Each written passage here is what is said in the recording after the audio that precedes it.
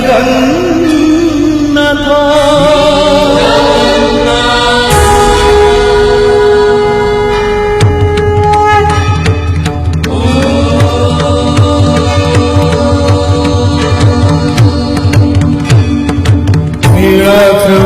शंखमध्ये शतदलकमले रत्नसिंहासनस्थं सर्वालङ्कारयुक्तं नवघनरुचिरं संयुतं चाग्रजेन भद्राया वामभागे रथचरणयुतं ब्रह्मरुद्रेन्द्रवन्द्यं वेदानां सारमीशं सजनपरिवृतम् ब्रह्मदारुं स्मरामि।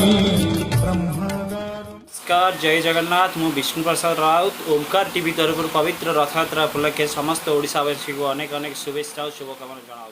जय जगन्नाथ।